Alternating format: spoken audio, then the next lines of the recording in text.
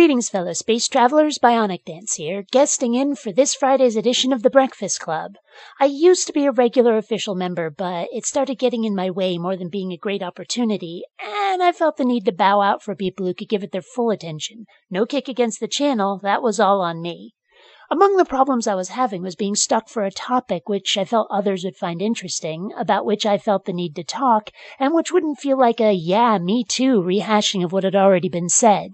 Despite having more than a week to ponder, I was still feeling that way right up to this morning when I saw Thursday's video. JJ Talks brought up the topic of political correctness, and I felt the need to expand on the topic a bit and to offer some criticism. Historically, the term politically correct arose on the far left wing of the United States, even as far back as the early 20th century, but it didn't really gain widespread attention until the 1990s, when it became a pejorative used by the right wing against the left. While I disagree with the specifics of their objection, I can completely empathize with the sentiment behind it. They felt it was imposing a bias on the world, that they were being instructed to think and feel about certain topics only one way, and were shamed if they deviated from the expected ideology. It's similar to the way many atheists feel, and surely non-Christians as well, when the right wing attempts to have their Christianity taught in public schools not as history, but as doctrine. Both come off to the other side as thought policing, and it's easy to understand how they each might feel this way. Granted, I can understand a lot of the motivation behind political correctness as we understand it today. Much of the reason for it is to remove stigma from certain states of being, which some common or traditional terms have begun to imply. For example, calling someone retarded became an insult, where before the term was actually fairly innocent. It simply meant that something is slow or inhibited. I can recall a time in my own experience when I referred to someone who is Asian as Oriental. I'd never heard that term used as a pejorative. Ever. And everybody I knew back then would use Oriental in exactly the same way we use Asian today, without even the tiniest bit of derision. And the literal meaning of the word is of the East or of the Orient, and the Orient means the countries of Asia, especially East Asia.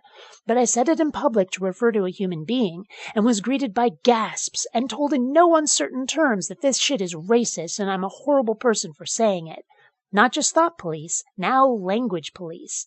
And you can't even keep up anymore. I was raised by left-wing hippies. My hometown was shouting distance from Bernie Sanders country, almost literally. My old neighborhood is right on the border between Burlington and South Burlington. To say at least some of that mentality rubbed off would not be inaccurate, and I'd prefer to not go around offending anybody. But sometimes it gets to where you just plain can't stay up to date.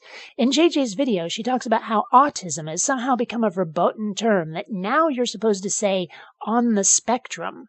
Well, when the fuck did that start? I'd honestly never heard that before her video, and every friend I have who is autistic still uses that word for it. So I can understand the sentiment against political correctness.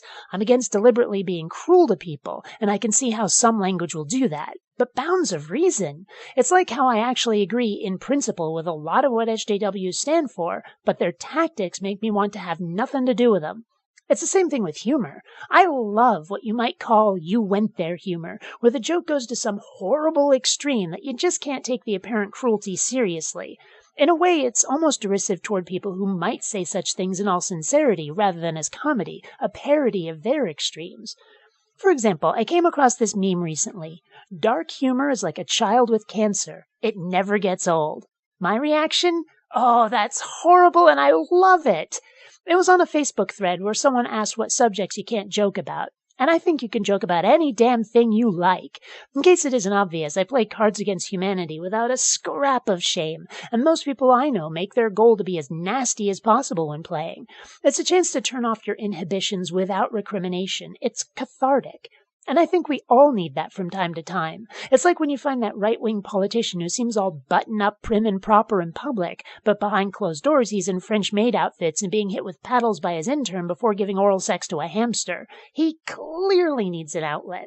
The problem with political correctness isn't its goals. Making people feel more comfortable and less threatened is an admirable aim. The problem is tactics. Instead of trying to shame, to force, if the PC crowd instead attempted to persuade, I think their audience might be a bit more receptive. Just saying.